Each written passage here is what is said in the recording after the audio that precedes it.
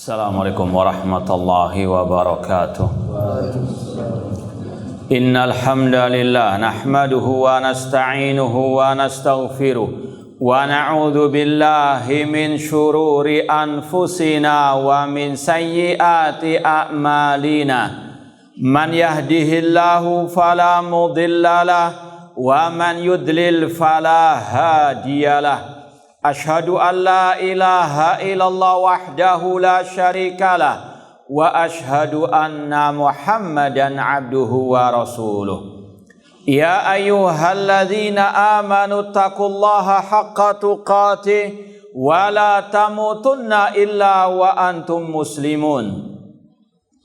Ya ayyuhan nasu taqu rabbakum alladzi khalaqakum min nafsin wahidah wa khalaqa minha zawjaha wa batha minhuma rijalan katsiran wa nisaa wattaqullaha alladzi tasaaluna bihi wal arham innallaha kana 'alaikum raqibah.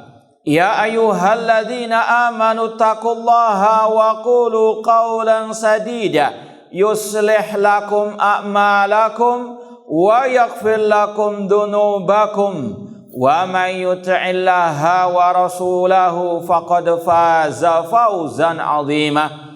Amma ba'd, fa inna asdaqal hadits kitabullah wa khairal hadi hadi Muhammadin sallallahu alaihi wasallam wa syarrul umuri muhdatsatuha wa kullu muhdatsatin bid'ah wa kullu bid'atin dhalalah wa kullu dhalalatin finnar.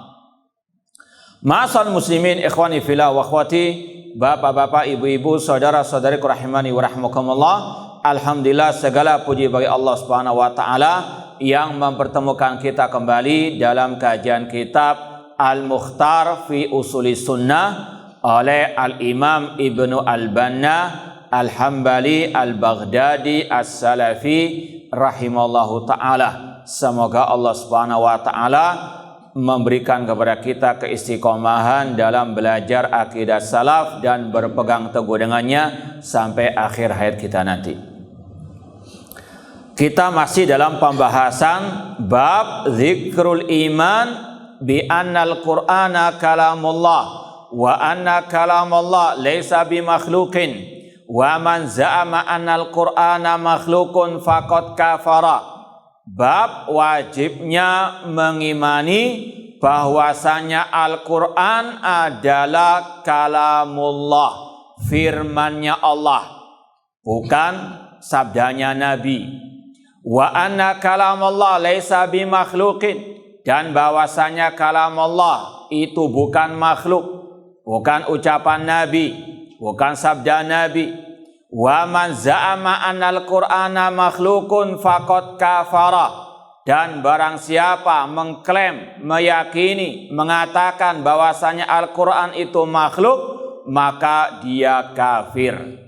Dan sudah kita sampaikan dalil-dalil tentang masalah ini serta ucapan para salafus saleh sampai halaman 65. Sahih poin ke-28. Kita baca qala al-Ajurri, berkata Imam al-Ajurri rahimahullah, wa qad ihtajja Ahmad ibnu Hanbal rahimahullah bi hadis Ibni Abbas radhiyallahu anhuma inna awwala ma khalaqallahu min syai'il al-qalam.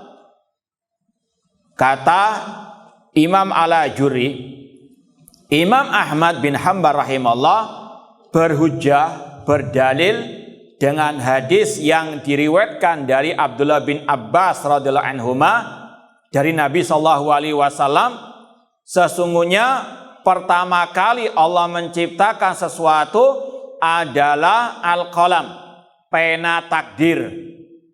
Wa dzakara annahu hujjatun qawiyatun ala man yaqulu al-Qur'anu makhluqun.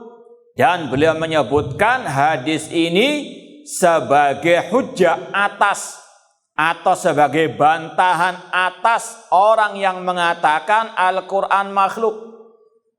Ka'annahu yaqul qad kanal kalam qabla khalqil qalam, seolah-olah Rasul SAW bersabda dalam hadis tadi bahwasanya kalamullah itu sebelum diciptakannya pena takdir.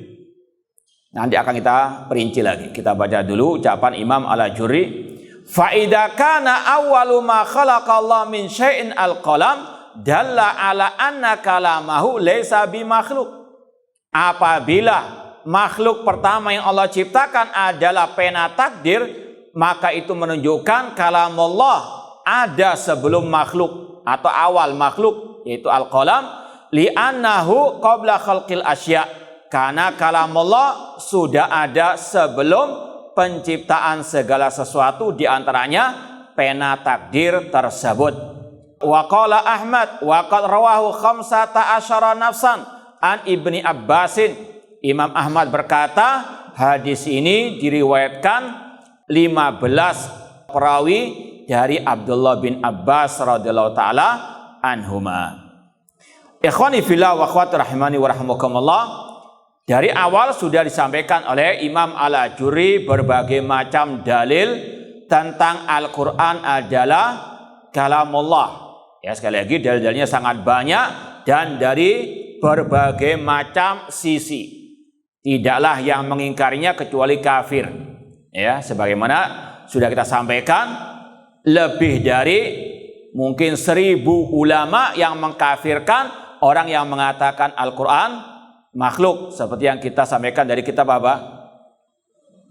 Kitab apa? Lupa. Syarh Ushul I'tiqad Ahlussunnah wal Jamaah oleh Imam Al-Lalikai. Ya, makanya perlu terus kita sampaikan maraji. Antum harus ya sekali lagi paham maraji Ahlussunnah wal Jamaah, terutama dalam masalah al-aqidah.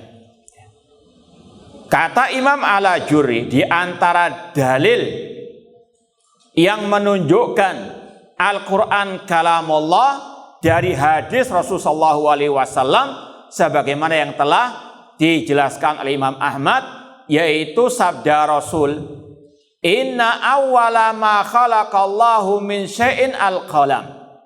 Kemudian dalam lanjutan hadisnya, qala lahu uktub.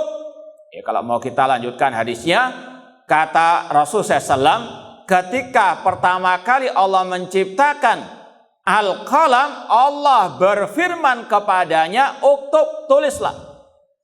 Kemudian kata al-qalam, wa ma aktub, apa yang aku tulis?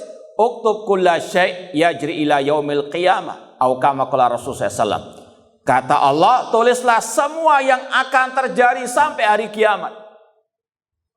Dari sini kata Imam Ahmad, ini menurut sebagian pendapat ulama, ya, ini merupakan salah satu contoh yang kita sampaikan pada kajian kemarin, ada khilaf dalam masalah cabang akidah.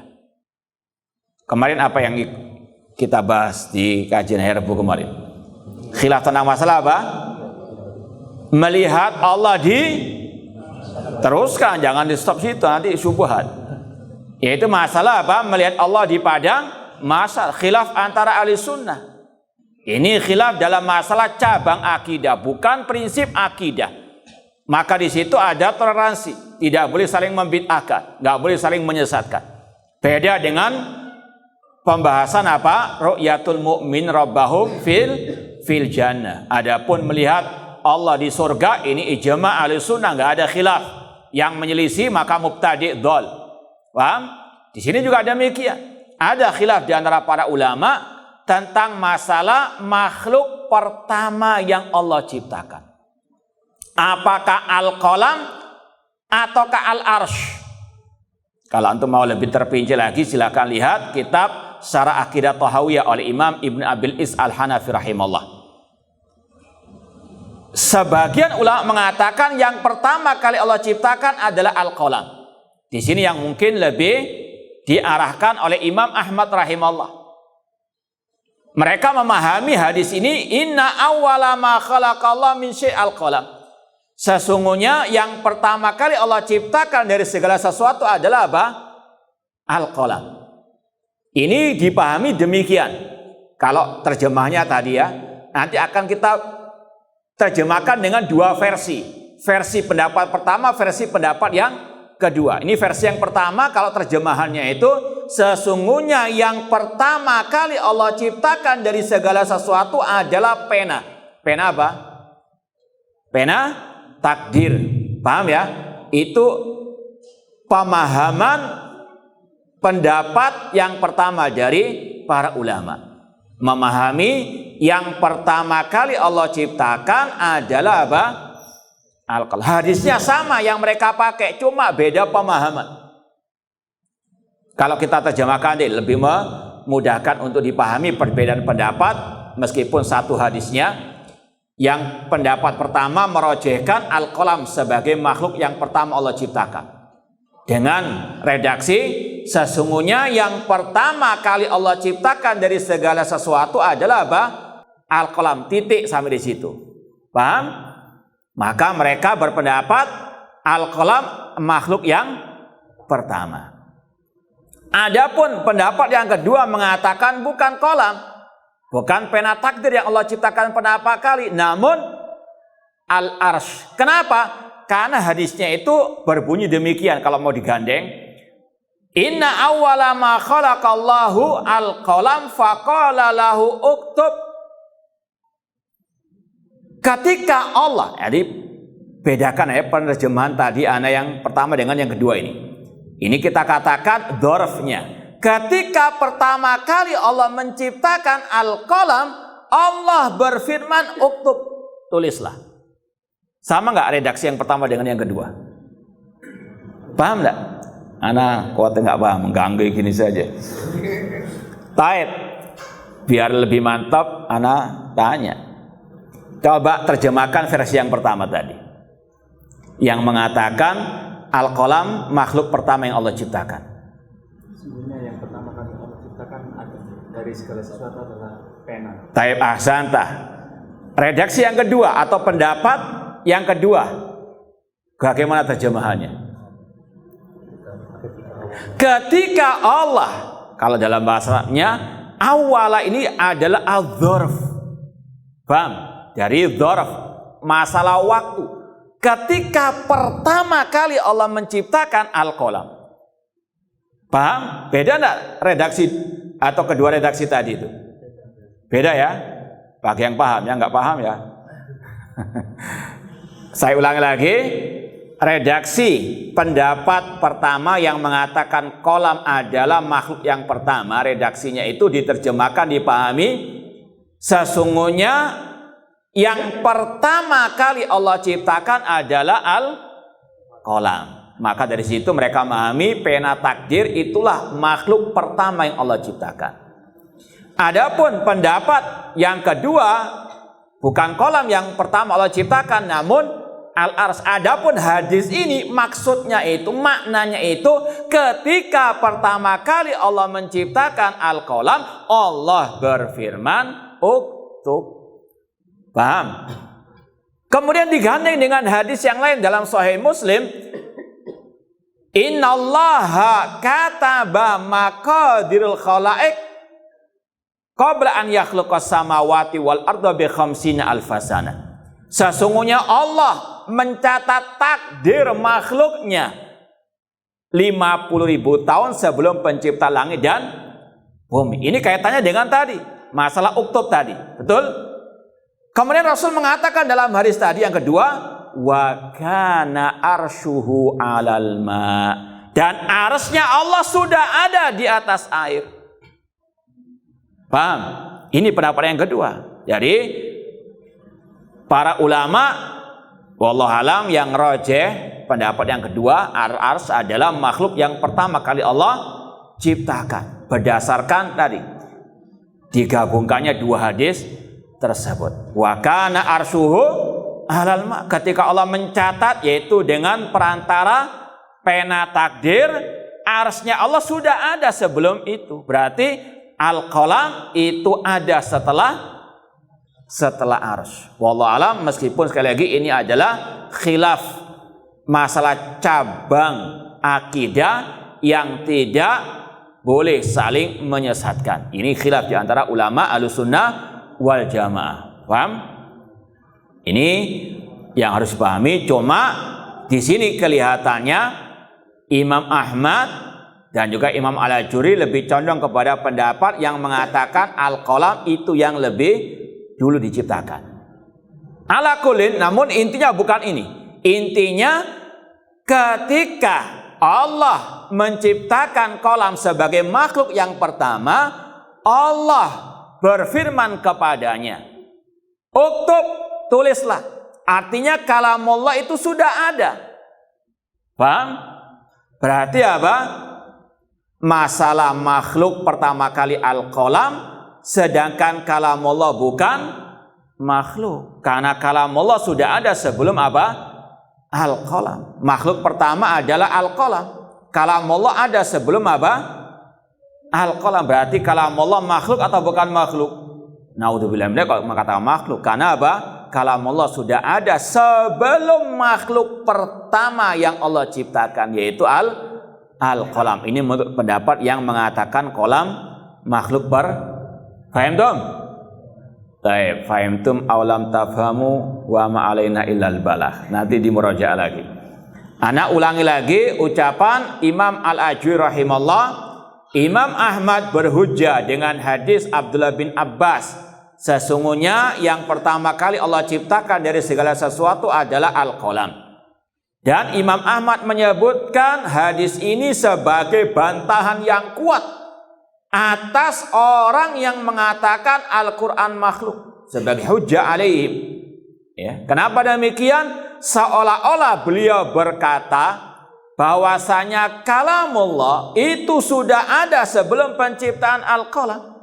Berarti al-kalam, ayat kalamullah bukan makhluk. Ya, ini sebetulnya agak mirip dengan pembahasan ala lahul khalqu wal amru. Ar-Rahman 'allamal Qur'an khalaqal. Allah membedakan antara Al-Qur'an yang diajarkan oleh Allah, yang diturunkan oleh Allah, dengan penciptaan manusia. Berarti Al-Qur'an bukan makhluk karena Allah membedakan. Mirip dengan ini. Pertama kali Allah ciptakan al-qalam, dan kalamullah bukan makhluk. Bahkan dia ada sebelum apa? Makhluk, yaitu al-qalam itu sendiri. Ka'annahu yaqul qad kana al-kalam qabla khalqil qalam. Seolah-olah beliau, yaitu Abdullah bin Abbas, atau yang dinisbatkan kepada Rasul, bahwasanya kalamullah ada sebelum penciptaan al-qalam. Fa idza kana awwala ma khalaqallahu min syai'il qalam dalla ala anna kalamahu laysa bimakhluk. Apabila dikatakan makhluk pertama kali adalah al-qalam yang Allah ciptakan, ini menunjukkan kalamullah bukan makhluk. Li'annahu qabla khalqil asya, karena kalamullah sudah ada sebelum penciptaan segala sesuatu. Baik, kita lanjut lagi. Wa qala Ibnu Abi Auf sami'tu Harun Al-Qazwini, cuma yang benar seperti dalam footnote kata Syekh Dr. Abdul Razak, yang benar itu Harun Al-Farawi. Antum lihat footnote yang ketiga, hakada dzukira fi nuskhatil khatiyah wa huwa khata' sawabu Harun Al-Farawi.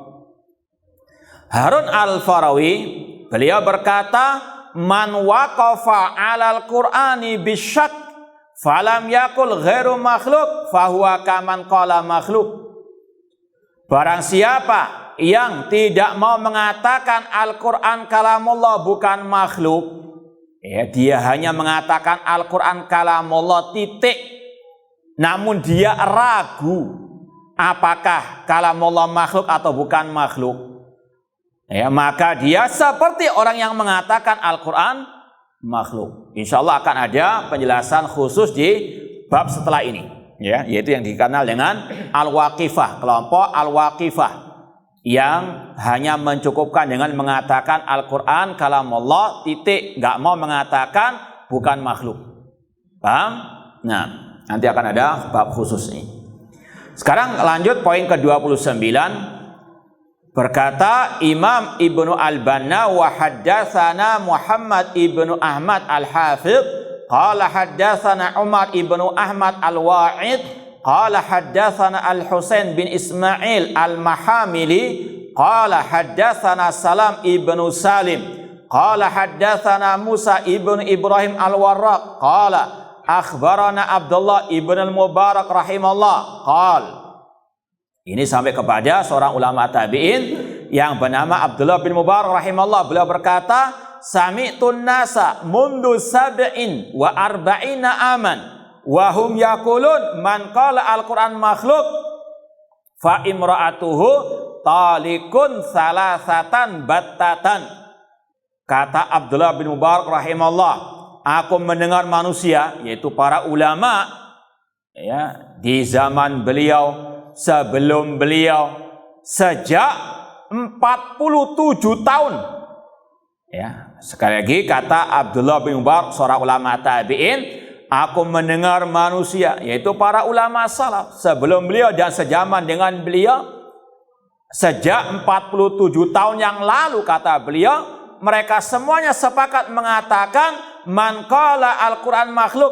Barang siapa mengatakan Al-Qur'an makhluk, maka istrinya itu sah cerai.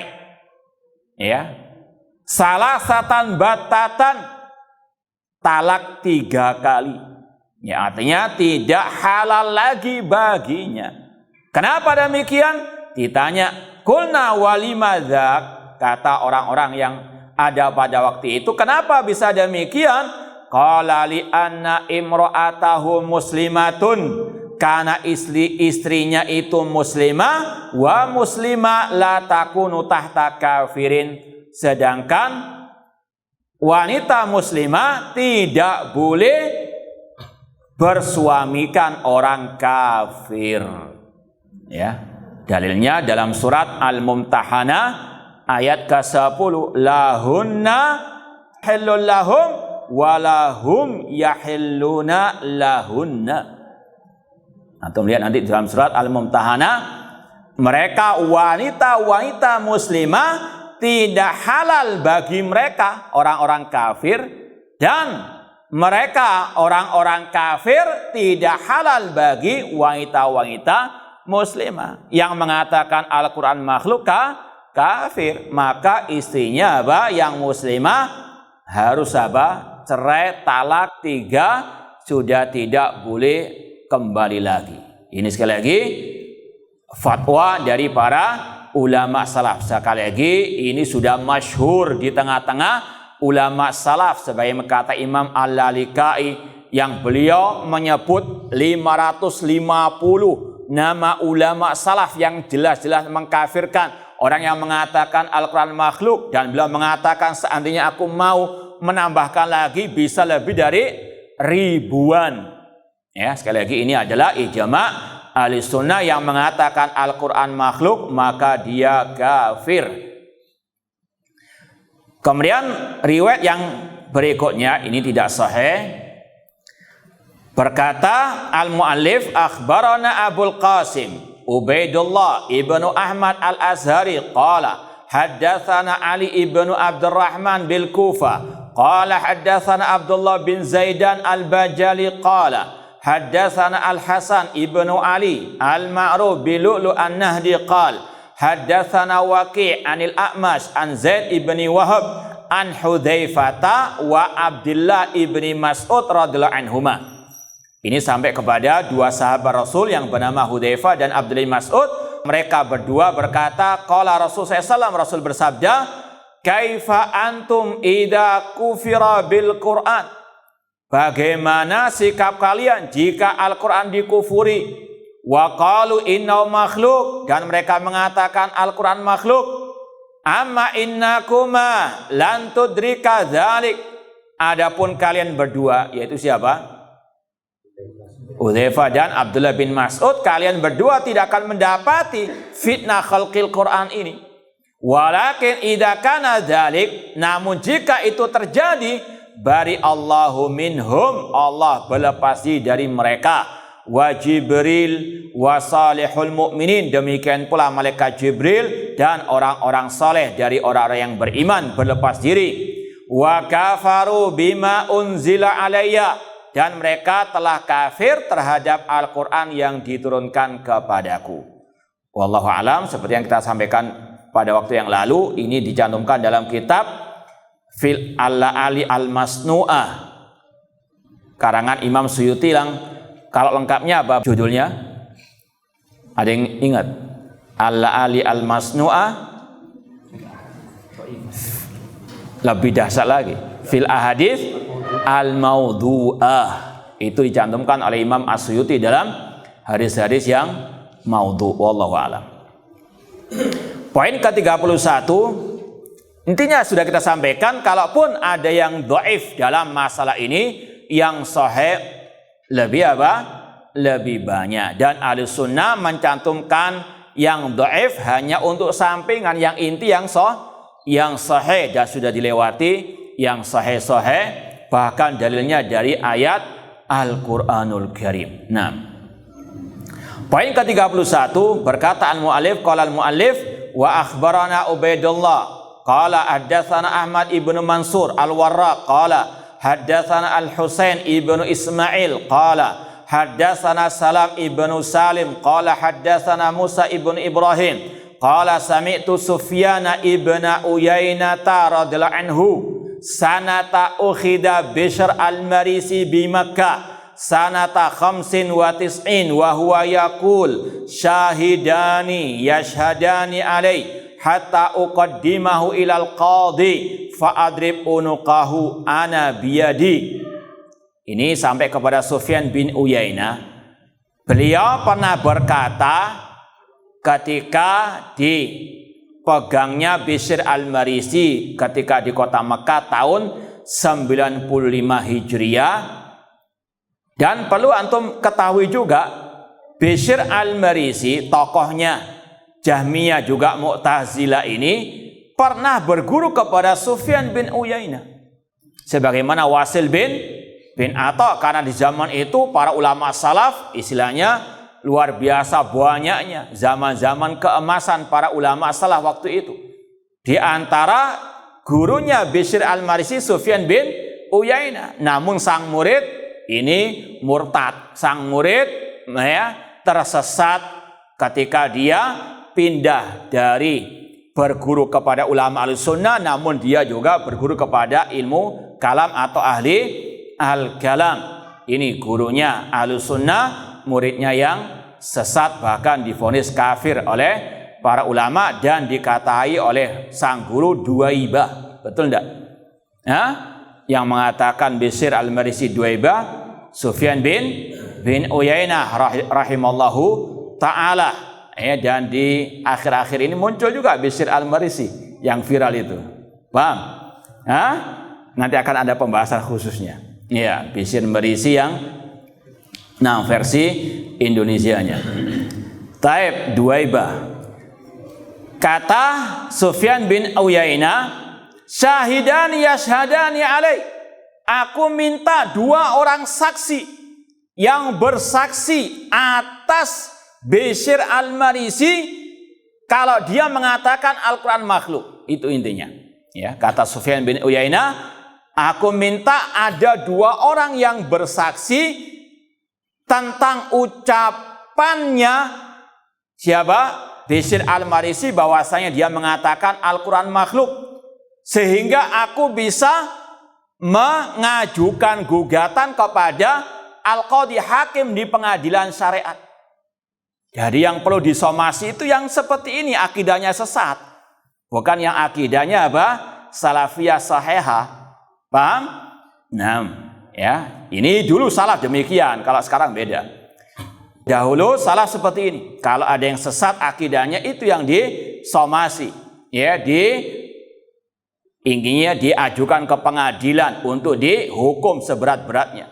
Terutama yang melecehkan Al-Quranul Karim. Bukan malah ditokohkan atau diustadkan.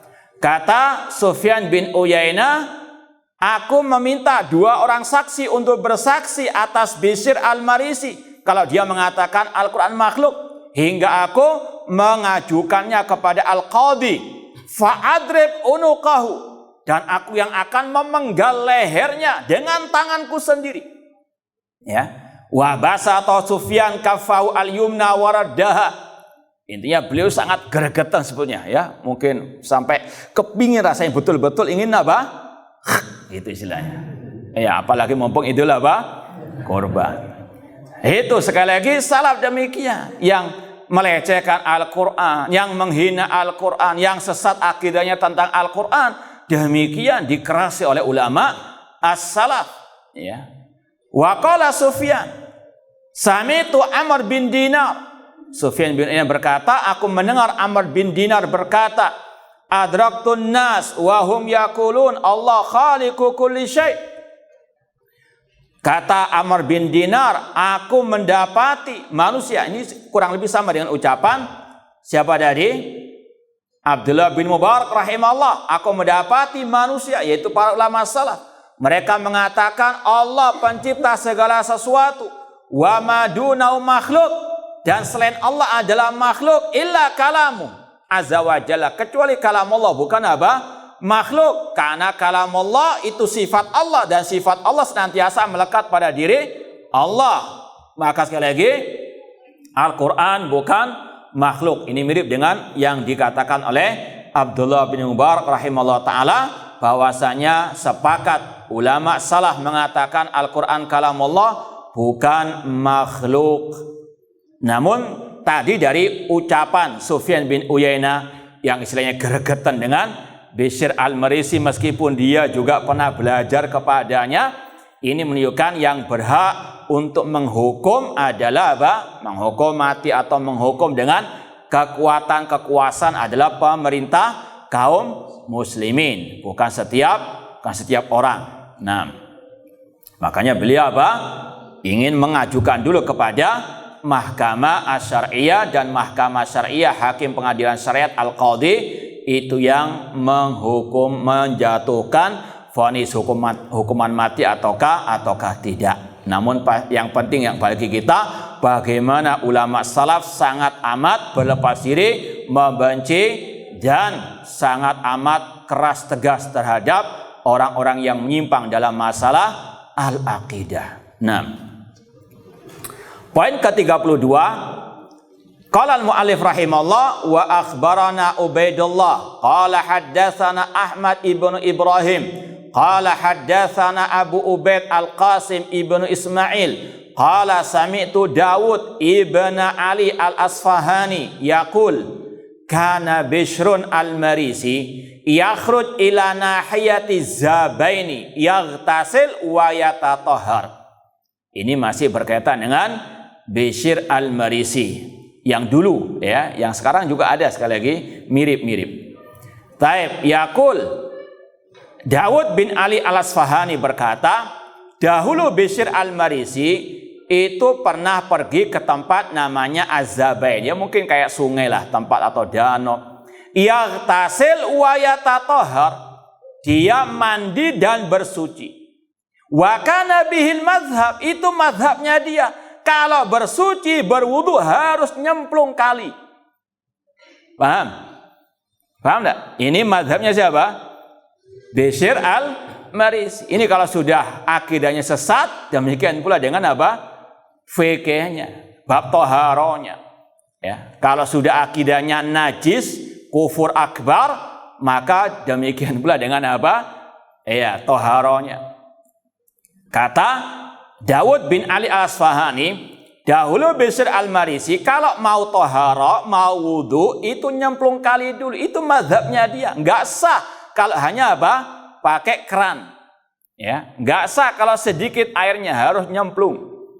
Famadha, qala famadha Walid al-Karabisi ilaihi. Kata Dawud bin Ali al-Asfahani, kemudian ada seseorang yang bernama Walid al-Karabisi mendatanginya, wa huwa fil ma'. Pada waktu Bishr al-Marisi masih di sungai, di kali lah. Faqala lahu mas'alatan, kemudian dia bertanya tentang sesuatu kepada Bishr al-Marisi. Qala wa ana ala hadil hal, dan dia berkata, aku tetap dalam keadaan demikian, yaitu di sungai. Faqala na'am, atau ditanya oleh Walid al-Karabisi tentang dari masalah toharonya tersebut. Faqala alaysa yurwa anin Nabi sallallahu annahu kana yatawadda bil mud wa yaktasil bisa. Kata Dawud bin Ali al-Asfahani, bukankah telah diriwayatkan dari Nabi SAW, beliau itu berwudu hanya dengan 1 mud air. Ya, ini Dawud mau apa? Menasihati Bishr Al-Marisi, kenapa ente itu kalau wudhu nyemplung sungai?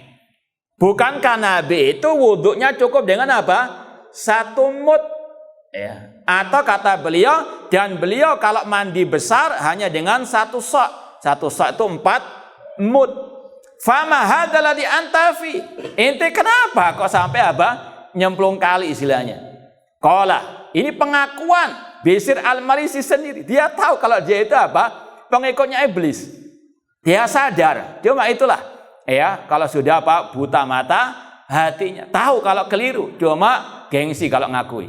Ngeles, ya.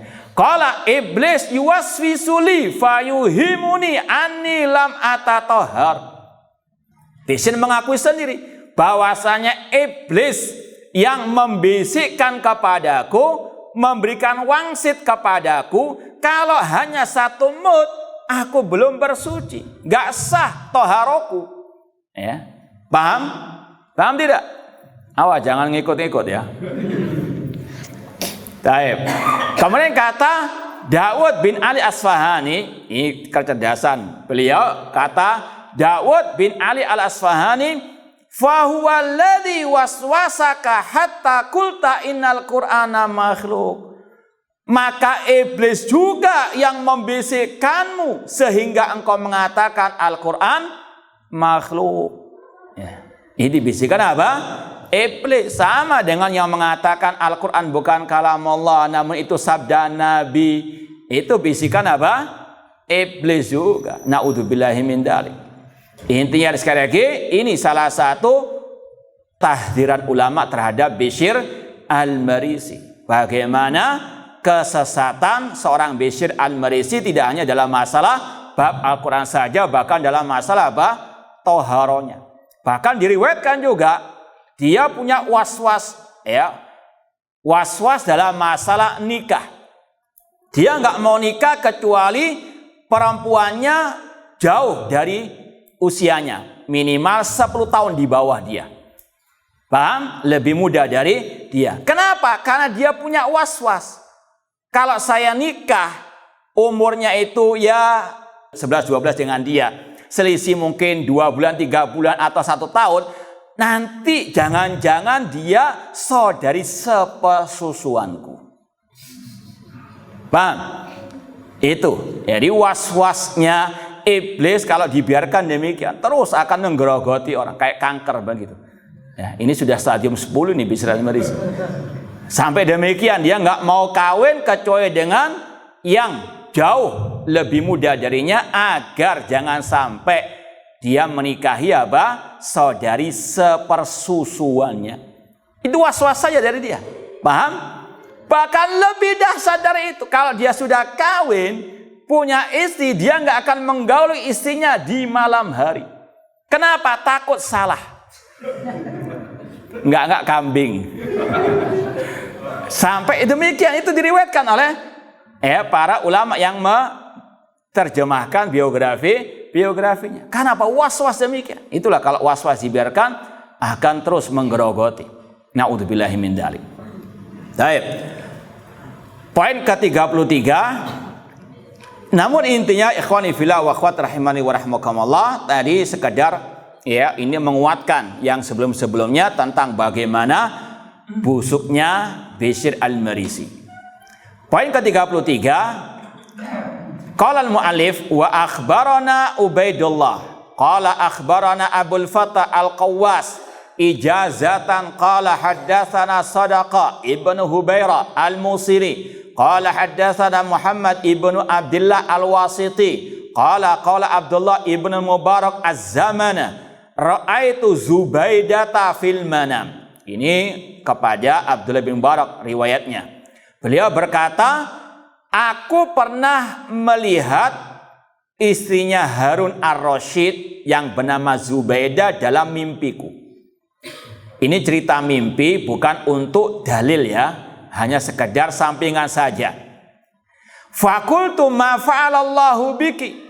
Kemudian kata Abdullah bin Mubarak kepada Zubaidah, tadi istrinya Harun Ar-Rasyid yang terkenal sebagai perempuan yang dermawan, yang salehah, yang suka istilahnya bersosialisasi dengan masyarakat, buka jalan-jalan ataupun mengalirkan air-air kepada masyarakat.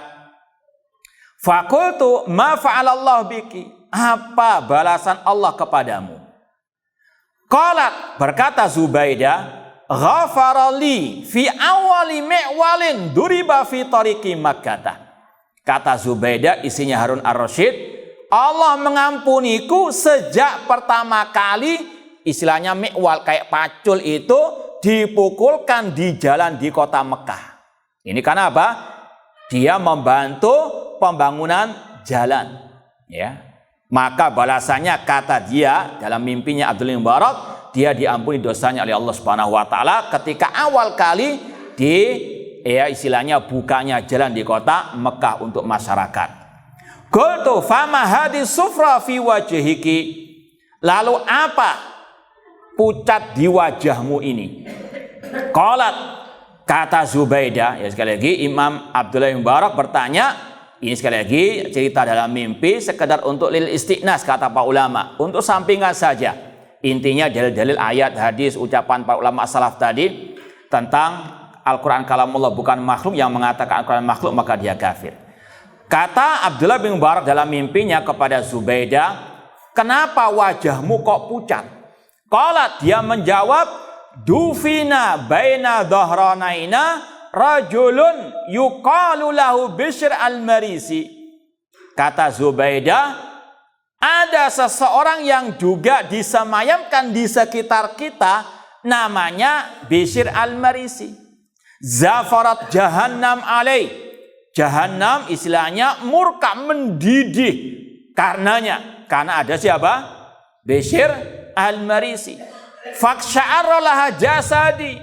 Maka jasadku istilahnya merinding. Takut dengan apa? Siksa api neraka yang ada di alam barzakh. Fahadi sufratu mintil kazafrah. Maka pucat wajahku ini karena tadi, yaitu apa? Mendidihnya neraka jahanam karena marahnya, murkanya kepada Bishr al-Marisi.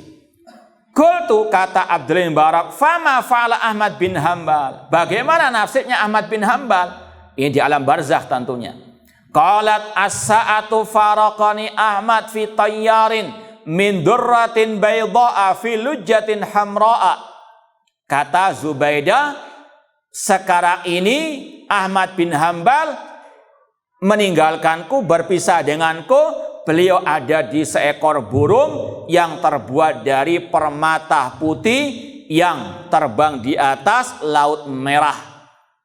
Yuridu ziyaratal Jabbar azza wa jalla, dan dia ingin untuk menziarahi Allah azza wa jalla. Untuk bertemu dengan Al-Jabbar Allah azza wa jalla. Qultu bimana la dzalik? Kenapa kok bisa Ahmad bin Hanbal mendapatkan kemuliaan seperti itu? Maka Zubaidah menjawab, biqaulihi al-Quran kalamullah ghairu makhluk. Karena dia mengatakan Al-Quran kalamullah bukan makhluk. Sekali lagi ini cerita mimpinya seorang ulama salaf, Abdullah bin Mubarak rahimahullah ta'ala. Dan sekali lagi Ahlussunnah tidak menjadikan mimpi sebagai dalil-dalil pada ayat, hadis, ijma' para as-salaf, dan itu sudah berlalu dalam masalah bab ini. Ini sekadar untuk apa? Sampingan saja, ya. Dan semoga Bishr al-Marisi diadab oleh Allah di alam barzakh dan di alam akhirat, dan juga yang semisal dengannya. Kemudian yang ke-34, berkata al-muallif, haddatsana Abul Fath Muhammad ibnu Ahmad al-Hafidh qala haddatsana Ibnu Sawwaf qala haddatsana Abul Abbas Ahmad ibnu Amr al-Warraq qala haddatsana Abu Bakar ibnu Abi al-Awwam qala haddatsani Abi qala maratu fi ba'dil azqa bimajnunin qad waqa. Ini dari riwayat Abu Bakar bin Abi al-Awwam, beliau berkata, ayahku bercerita kepadaku, ayahku berkata, aku pernah melewati suatu jalan dan bertemu dengan orang yang lagi kesurupan. Insya Allah kita lanjutkan ba'da al-adzan. Wallahu ta'ala alam. Baik, kita lanjutkan ucapan Abu Bakar ibnu Abi Awwam. Dia berkata, ayahku bercerita kepadaku, beliau berkata, aku pernah melewati sebuah jalan dan berjumpa dengan orang yang kesurupan. Fakilali taqaddam faqra alai. Ada orang berkata kepadaku, bacakanlah kepadanya Al-Quran. Mengobati orang apa? Kesurupan tadi. Fataqaddamtu li aqra alai. Aku pun mau membacakannya, meruqyahnya dengan Al-Quran. Faqala li syaitan fi jaufi. Tiba-tiba setan jin yang ada di tubuh orang yang kesurupan itu berkata, da'hu, biarkan dia. Fa innahu yaqulu Al-Quran makhluk. Karena dia mengatakan Al-Quran makhluk. Jarno. Apa? Biarkan dia, biar apa? Ya, istilahnya orang Surabaya janganlah. Iya, biar binasa dia. Ya, kata setan yang ada dalam tubuhnya. Fakultu fi sya'nika wa iya, ya wis. PPN istilahnya. Ini sekali lagi intinya orang yang mengatakan Al-Quran makhluk, bagaimana hinanya di mata ulama as-salaf dan juga di sisi Allah Subhanahu wa Ta'ala di dunia maupun di akhirat. Kita lanjut sedikit bab berikutnya, masih berkaitan erat dan ini mumpung ada yang viral. Kita baca bab berikutnya, bab dzikrun nahi an madzahibil waqifah. Bab tentang larangan dari mazhabnya al-waqifah, yaitu tadi yang tidak mau mengatakan Al-Quran bukan makhluk, hanya mengatakan Al-Quran kalamullah, titik. Paham? Nggak mau mengatakan makhluk atau bukan makhluk. Waqifah yang apa, absen ya, nggak punya pendapat makhluk atau bukan makhluk. Wa dzikri al-lafdhiyah, dan juga tentang mazhab lafdhiyah yang mengatakan bacaan Al-Quranku makhluk atau bukan makhluk. Kemudian ini yang lagi viral, ya. Wa man za'ama anna hadzal Qur'an hikayatun lil Qur'an alladzi fil lauhil mahfuz.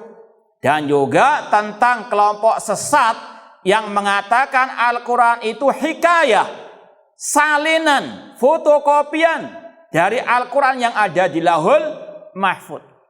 Ini karena sekali lagi sebagaimana ulama salaf tidak diam dari ucapan sesat terutama tentang Al-Quran. Di antaranya pembahasan yang ketiga. Ini kita lompati dulu yang pertama dan yang kedua. Ya, ini sekali lagi untuk membantah statement oknum yang mengatakan Al-Quran bukan kalamullah, namun itu kalamnya Nabi, ucapan Nabi namun dari wahyu. Ini sekali lagi ucapan yang sesat, menyesatkan, dan sudah dibantah oleh para ulama salaf sejak dahulu, di antaranya oleh Imam Al-Ajuri rahimallahu ta'ala. Antum baca, namun qadarallah halaman 72 itu nggak ada. Betul enggak? Hah?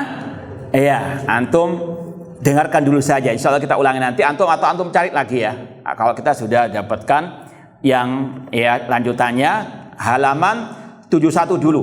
71 dulu kita baca, itu ada lanjutan masalah poin tadi.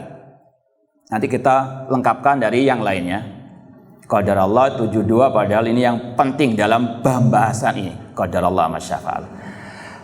Qala Muhammad, ya, poin ke-37 halaman 71. Qala Muhammad bin Husain al-Ajurri, ihdaru rahimakumullah alladzina yaqulun inna lafdhahum bil Qur'ani makhluk.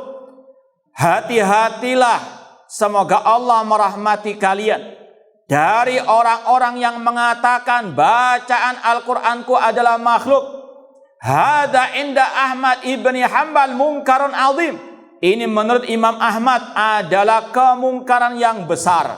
Wa qailuhu mubtadi'un, orang yang mengatakannya dia ahlil bid'ah, yustanab, dijauhi, wala yukallam, tidak boleh diajak bicara, wala yujalas, tidak boleh diajak duduk. Wa yuhadzar minhun nas, dan wajib manusia diperingatkan darinya.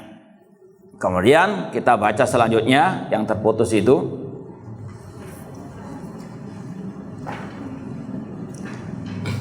La ya'rifu ulama ghaira ma taqaddam dzikruna lahu. Para ulama Ahlussunnah tidak mengenal kecuali apa yang sudah kita sampaikan pada bab sebelumnya, yaitu Al-Qur'an kalamullah. Kalamullah bukan makhluk. Yang mengatakan Al-Qur'an makhluk maka dia apa? Kafir. Kemudian kata beliau wa huwa annal Qur'ana kalamullah ghairu makhluk, yaitu bahwasanya Al-Qur'an kalamullah bukan makhluk. Wa man qala makhluk faqad kafar, dan barang siapa mengatakan Al-Qur'an makhluk maka dia kafir. Wa man waqafa fa huwa jahmi, barang siapa yang tidak mau mengatakan Al-Qur'an bukan makhluk dia pengikut kelompok Jahmiyah.